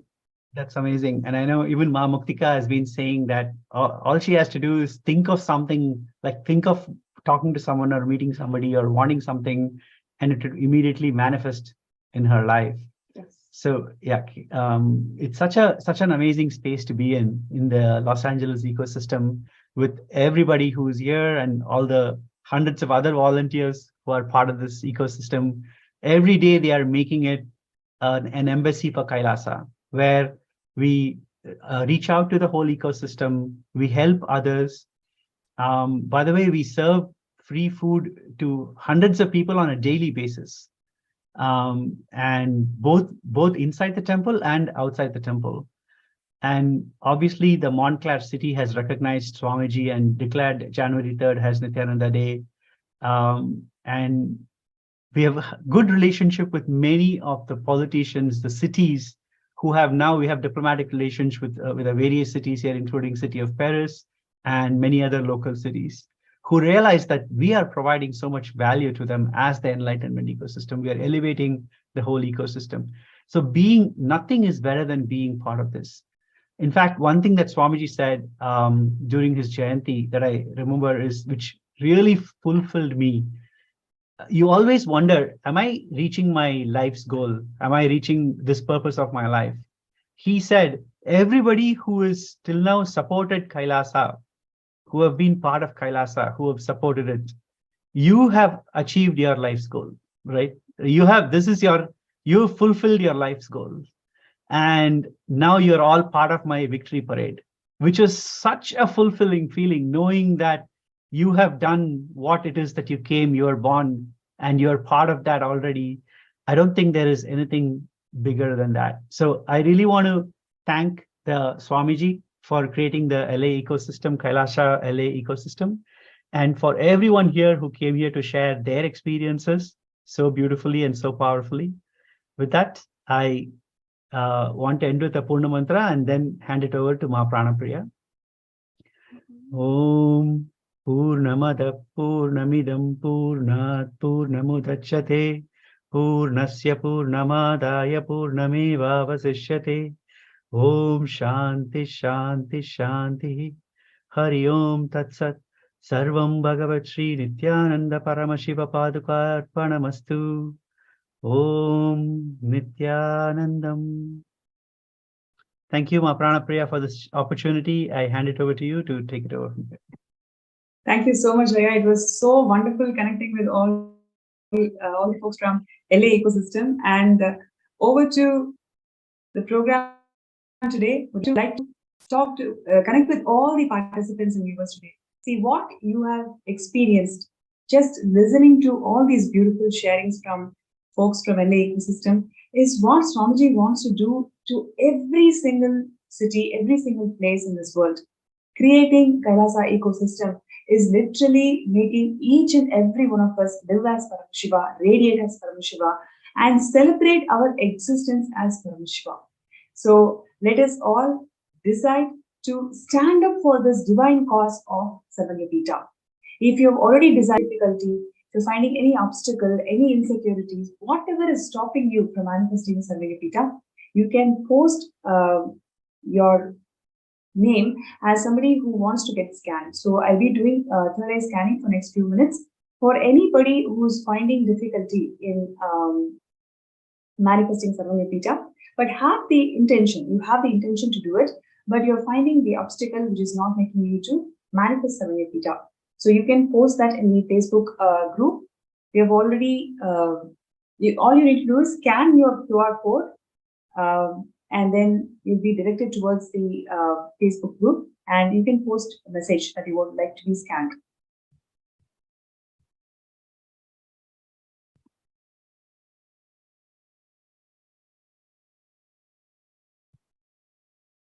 So see Ma Rajeshwari, Ma Kalahartigantananda, Jalanananda, Ma Hilde, Ma Kanu Bhagat.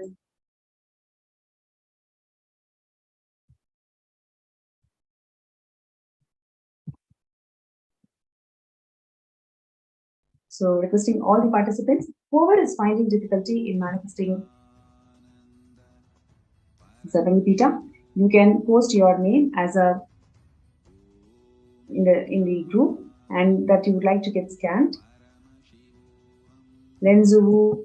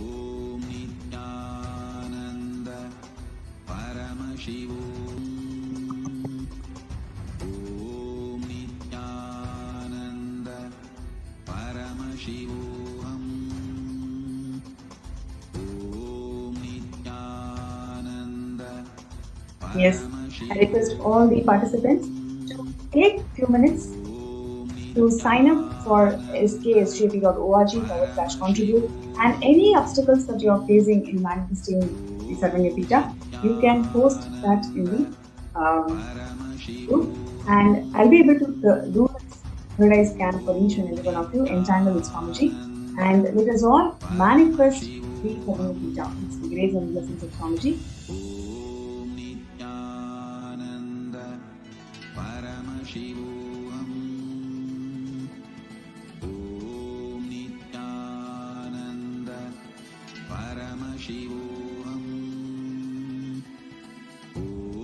Okay, so we have Jun Namadeva Shivashakti from YouTube, so who has requested for a third eye scan. So I request Jun to please dictate, connect with Swamiji, and let us chant the Mahavakyas 3 times.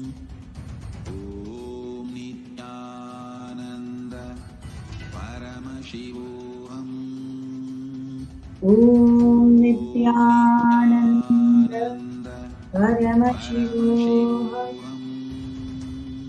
Om Nithyananda Paramashivam. Om Nithyananda Paramashivam.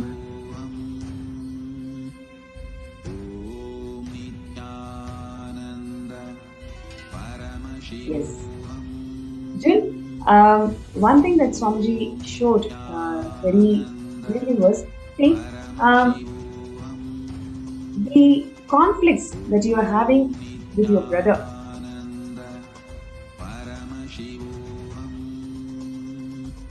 And all the male figures in your family. Today, decide to complete with this and bring oneness in the relationship. Already we've gone through in the last couple of days about how to bring oneness in the relationships. Just decide to declare perpetual completion. Swamiji beautifully has shared that relationship is just a decision. Any that you want to manifest in life, it is just you deciding. Moment you decide, you can earn any incompletion that is standing between you and the relationship. So today, decide to burn any incompletions that you are having with all the male bodies in the family and your brother.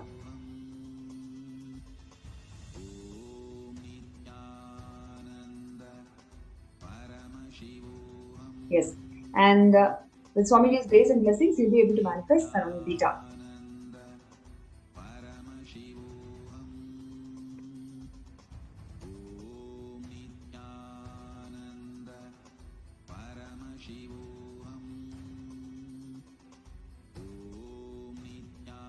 And next person who has requested.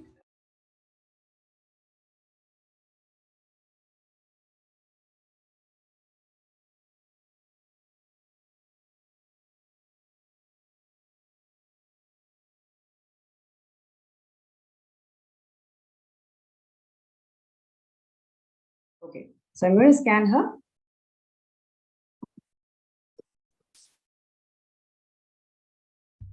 So requesting Magali to please close your eyes and let us chant the Mahavakya.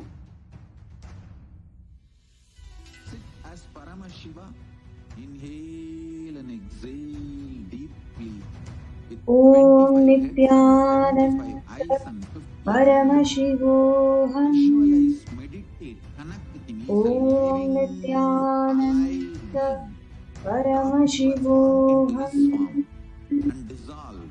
Om Nithyananda Paramashivoham. All my disciples, now I am initiating Salokya Mukti, Samipya Mukti, Sarubhya Mukti, Sayujya Mukti. Yes. Ma Magali Karun, one thing that Swamiji showed today was, see, understand the whole context of Sarvamya Pita. Swamiji has beautifully shared that only Tyagis can manifest Kailasa. It is not done by people who hold on to any insecurity. Only Tyagis, only strong Tyagis are going to make the Kailasa happen for the world. Today, you decide to become a Tyagi. When I say Tyagi, all the incompletions, whatever is coming in front of you, just to do a ferocious declaration that they are not part of you. More ferociously, you will see the patterns do not have impact on you anymore. Literally itself will be able to manifest that. So now, I request you to decide to do Tyaga. Whatever you have today, just offer it at the feet of Swamiji, at the feet of Paramashiva. You will see literally how this will give you that quantum push. Whatever push that you are expecting, simply you will get it once you make this jump. So with this, we will go to the next person who would like to get scanned. It is Oza Gaharje. Okay. So, so we will now scan Ma Oza Gaharje. So requesting all the participants to be seated with your Mahavakya on.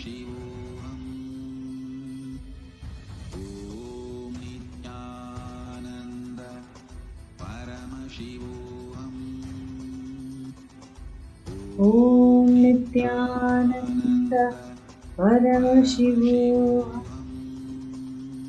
Om Nithyananda Paramashivam.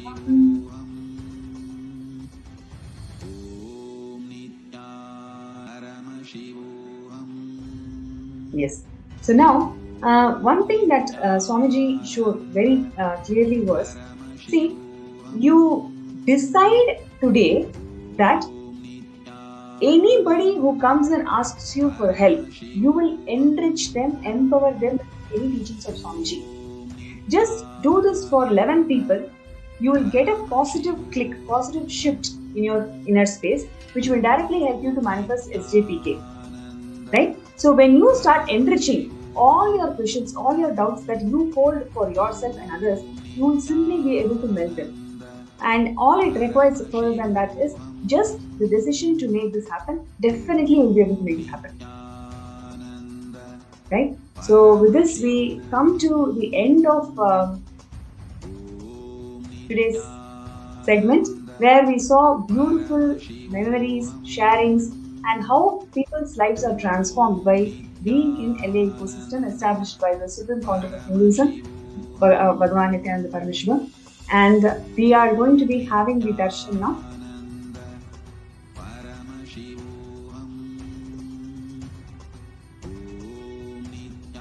Most awaited moment of the day, we will be having the darshan of Swamiji. So requesting all the viewers and participants to please bring your friends who have been part of the same Zoom room, invite all of them, and let us get ready for receiving the darshan.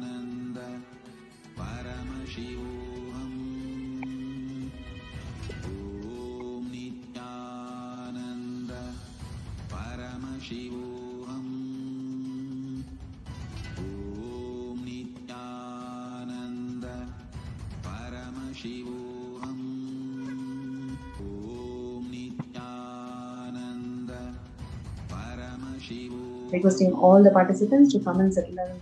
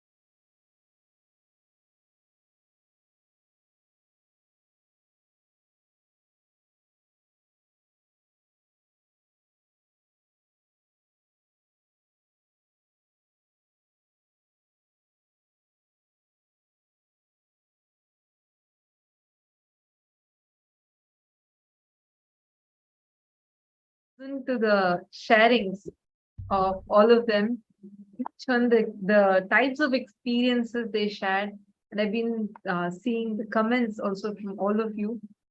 It's been really wonderful. This is how it is to be a part of Swamiji's Kailasa.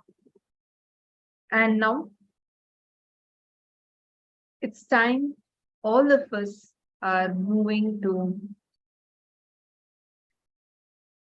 the next and the most awaited part of our day, which is experiencing the Bhava Samadhi Darshan.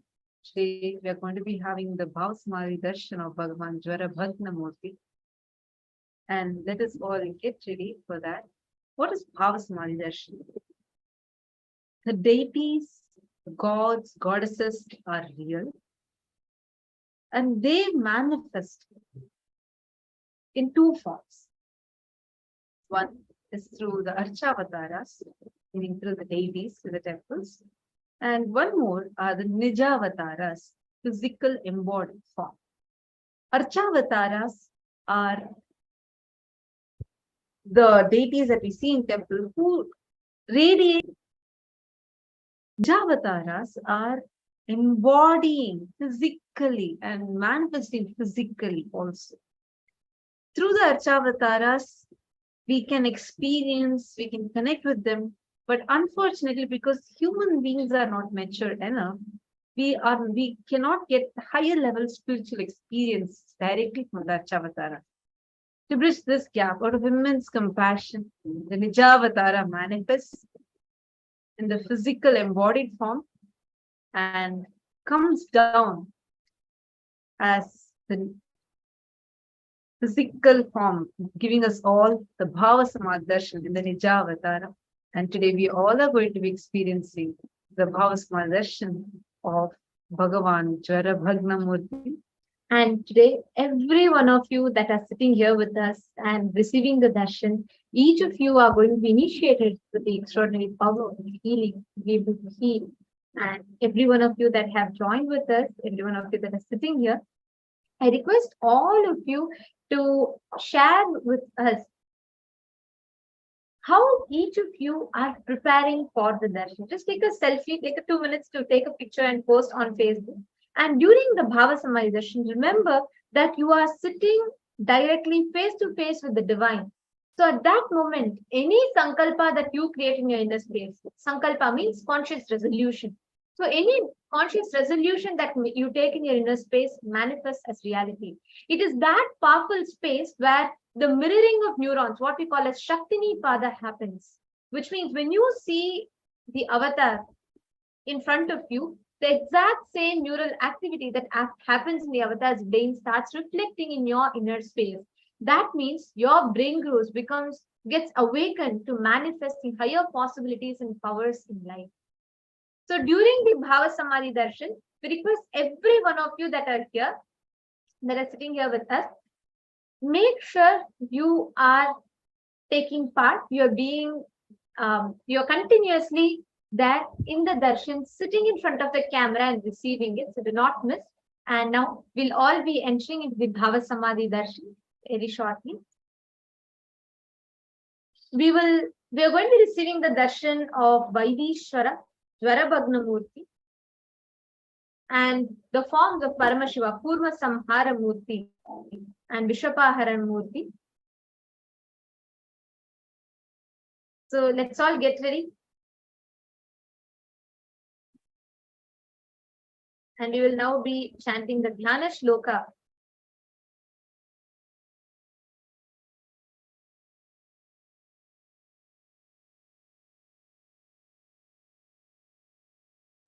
Yes, and in the meanwhile, I request every one of you to take a few minutes and please make sure your Panchopachara Puja kit is ready.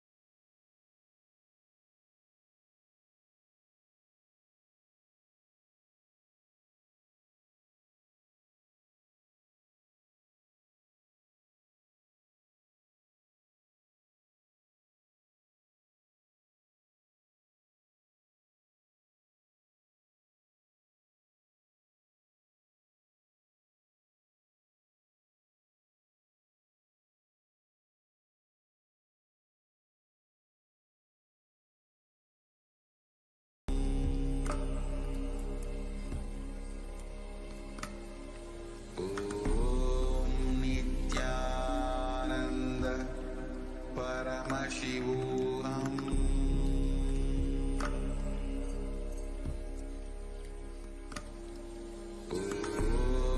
Nithyananda Paramashivam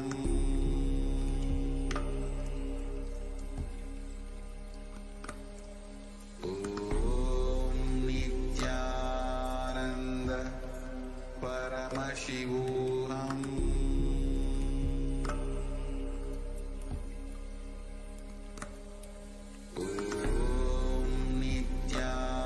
Nithyananda Paramashivam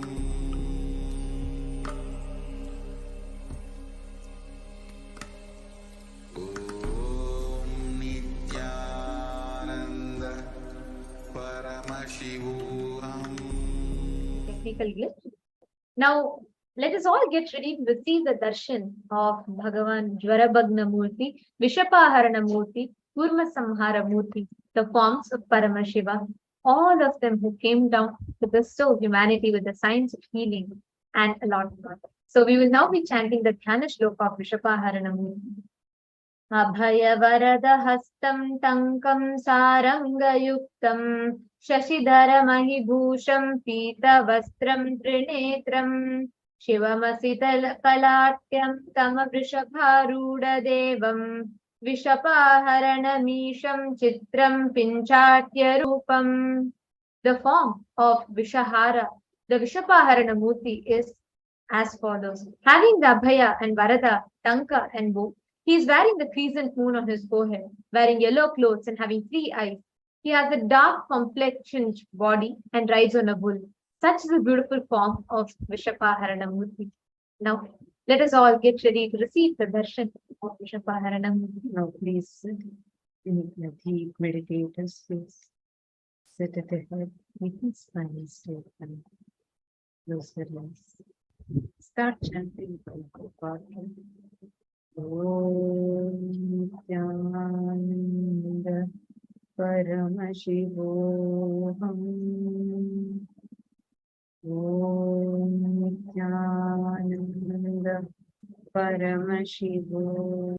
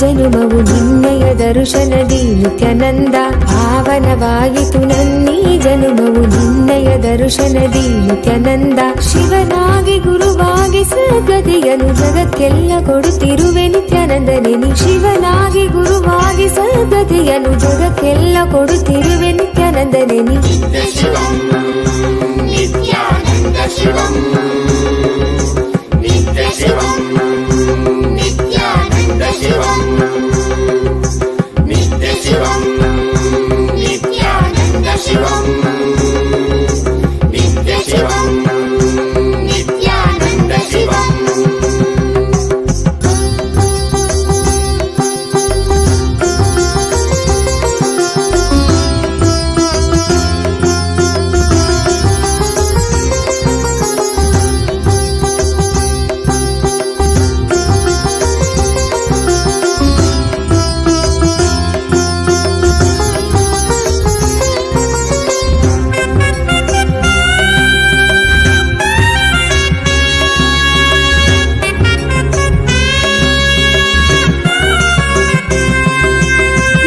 ಶಿವನಾಗಿ ನೀ ದೇವಿಗೆ ಇಂದಿತ್ತೆ ಜ್ಞಾನವ ಜ್ಞಾನ ಗುರುವಾಗಿ ನೀ ಕೊಡುತ್ತಿಹೆ ವಿಶ್ವಕ್ಕೆ ಪ್ರಜ್ಞೆಯ ಮನದಲ್ಲಿ ತನುವಲ್ಲಿ ಕಲ್ಮಶವ ತೆಗೆಯುವನಿ ನೆನೆದವರ ಮನದಲ್ಲಿ ನೆಲೆಸಿರುವನಿ ಮನದಲ್ಲಿ ತನುವಲ್ಲಿ ಕಲ್ಮಶವ ತೆಗೆಯುವನಿ ನೆನೆದವರ ಮನದಲ್ಲಿ ನೆಲೆಸಿರುವನಿ ಜೀವನ್ಮುಕ್ತನಾಗಿ ಬಾಳುವಂತ ಕಲೆಯನ್ನೇ ಕಲಿಸಿದಂತ ನಿತ್ಯಾನಂದನಿ ಜೀವನ್ಮುಕ್ತನಾಗಿ ಬಾಳುವಂತ ಕಲೆಯನ್ನೇ ಕಲಿಸಿದಂತ ನಿತ್ಯಾನಂದನಿ ನಿತ್ಯ ಶಿವಂ ನಿತ್ಯಾನಂದ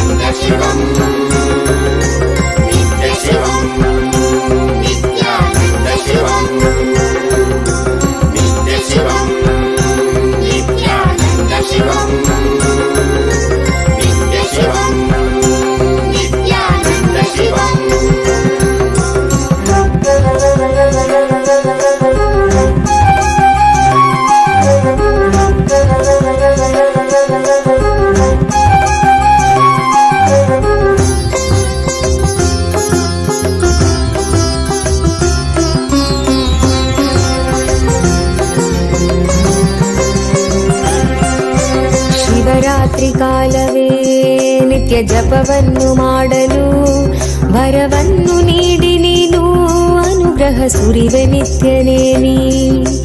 ಭವರೋಗವ ತಡೆದು ಭಾವದ ಚಿಂತೆಯೆಲ್ಲ ತೊಳೆದು ಕರ್ಮ ಸಂಸ್ಕಾರಗಳೆಲ್ಲ ಅಳಿಸಿ ಹೊಸ ಜೀವನ ಕೊಡುವೆ. ಪಾವನವೇ ನಾಡಿದು ನಿನ್ನ ಪಾದಗಳ ಸ್ಪರ್ಶದಿ, ಪಾವನವೇ ಬೀಡಿದು ನಿನ್ನ ಕಲ್ಪತರು ದರ್ಶನದಿ. ಶರಣಂಬನು ನಿತ್ಯೇಶನೇ ನಿನ್ನ ಶರಣಂಬನು ಆನಂದನೇ, ಶರಣಂಬನು ನಿತ್ಯೇಶನೇ ನಿನ್ನ ಶರಣಂಬನು ಆನಂದನೇ.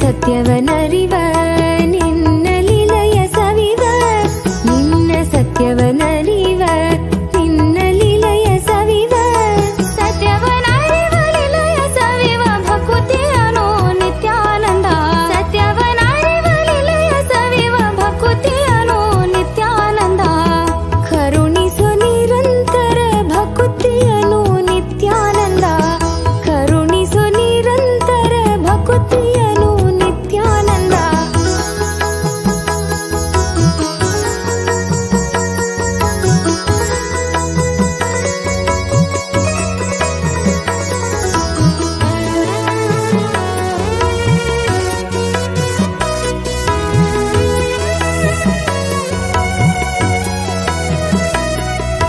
ನಿನ್ನ ಪೂಜೆಯ ಗೈವ ನಿನ್ನ ರೂಪವ ನೆನವ, ನಿನ್ನ ಪೂಜೆಯ ಗೈವ ನಿನ್ನ ರೂಪವ ನೆನವ,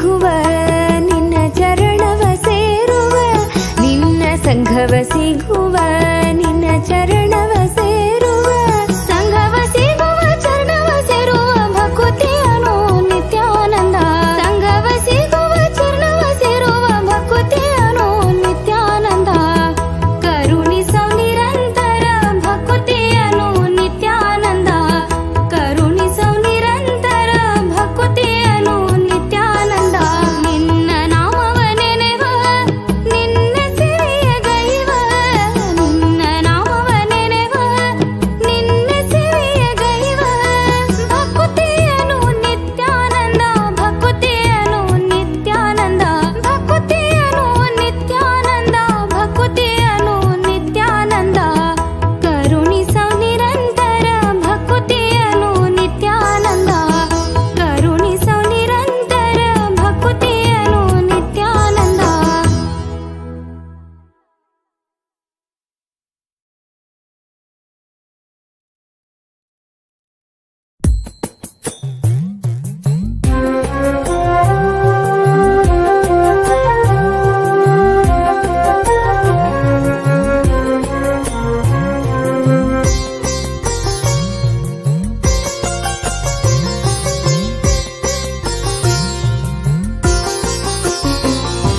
ನಿನ್ನನೇ ನಂಬಿ ಬಂದರು ನಿತ್ಯಾನಂದ ಎಲ್ಲವೂ ನೀನೇ ಎಂದರು ನಿನ್ನನೇ ನಂಬಿ ಬಂದರು ನಿತ್ಯಾನಂದ ಎಲ್ಲವೂ ನೀನೇ ಎಂದರು ನಾನೇ ನೀನಾದರೂ ನೀನೇ ನಾನಾದರೂ ನಾನೇ ನೀನಾದರೂ ನೀನೇ ನಾನಾದರೂ ನೀನೇ ನೀನೇ ಎಂದೆನ್ನ ಬಹುದೇನು ನಿತ್ಯಾನಂದ ನಿನ್ನನೇ ನಂಬಿ ಬಂದರು ನೀನೇ ನೀನೇ ಎಂದೆನ್ನ ಬಹುದೇನು ನಿತ್ಯಾನಂದ ನಿನ್ನನೇ ನಂಬಿ ಬಂದರು ನಿತ್ಯಾನಂದ ಎಲ್ಲವೂ ನೀನೇ ಎಂದರು ನಿನ್ನನೇ ನಂಬಿ ಬಂದರು ನಿತ್ಯಾನಂದ ಎಲ್ಲವೂ ನೀನೇ ಎಂದರು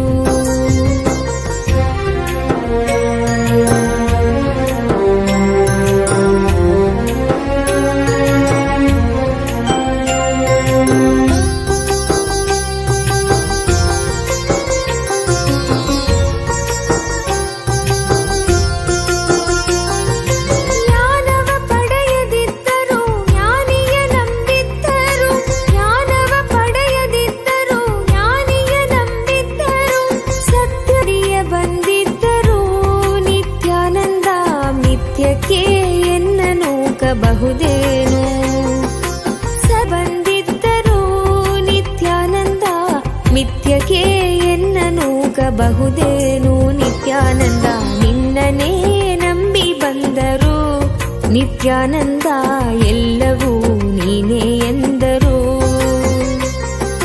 ನಿನ್ನನೇ ನಂಬಿ ಬಂದರು ನಿತ್ಯಾನಂದ ಎಲ್ಲವೂ ನೀನೇ ಎಂದರು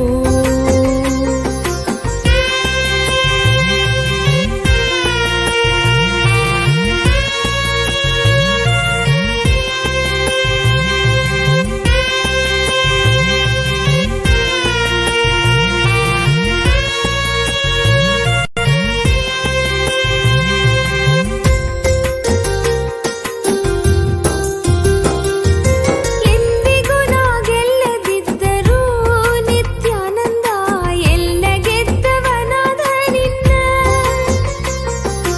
ಎಂದಿಗೂ ನಾ ಗೆಲ್ಲದಿದ್ದರೂ ನಿತ್ಯಾನಂದ ಎಲ್ಲ ಗೆದ್ದವನಾದ ನಿನ್ನ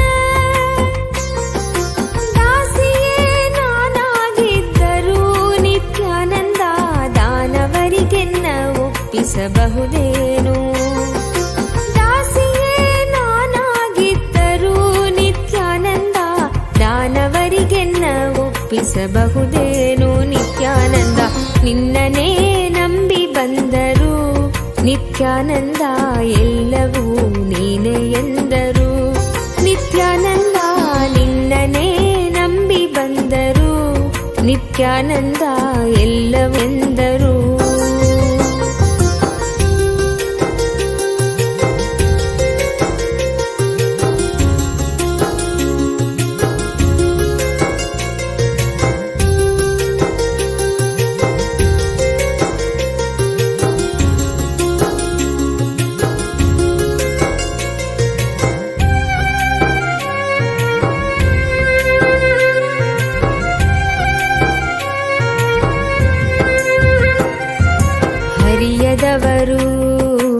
ಅರಿತಂತಿದ್ದರು, ಅರಿಯದವರು ಅರಿತಂತಿದ್ದರು, ಅರಿತವರು ಅರಿಯದಂತಿದ್ದರು, ಅರಿತವರು ಅರಿಯದಂತಿದ್ದರು. ಇದೆಲ್ಲವರ ಅರಿವು ನಿನಗಿದ್ದರೂ ನಿತ್ಯ, ಇದೆಲ್ಲವರ ಅರಿವು ನಿನ ಅರಿಯದವನಂತೆ ನೀ ಸುಮ್ಮನಿರಬಹುದೇನು. ನಿನ್ನನೇ ನಂಬಿ ಬಂದರು ನಿತ್ಯಾನಂದ, ಎಲ್ಲವೂ ನೀನೇ ಎಂದರು. ನಿನ್ನನೇ ನಂಬಿ ಬಂದರು ನಿತ್ಯಾನಂದ, ಎಲ್ಲವೂ ನೀನೇ ಎಂದರು.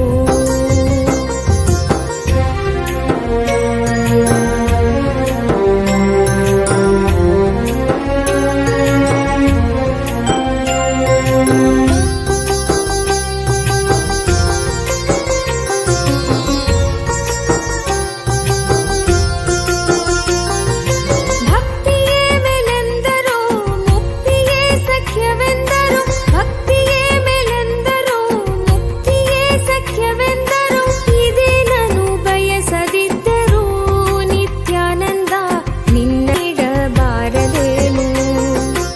ಇದೇ ನಾನು ಬಯಸದಿದ್ದರು ನಿತ್ಯಾನಂದ, ನಿನ್ನ ಸಾನ್ನಿಧ್ಯವನ್ನು ನೀಡಬಾರದೇನು. ನಿತ್ಯಾನಂದ, ನಿನ್ನನೇ ನಂಬಿ ಬಂದರು ನಿತ್ಯಾನಂದ, ಎಲ್ಲವೂ ನೀನೇ ಎಂದರು. Nithyananda Paramashivam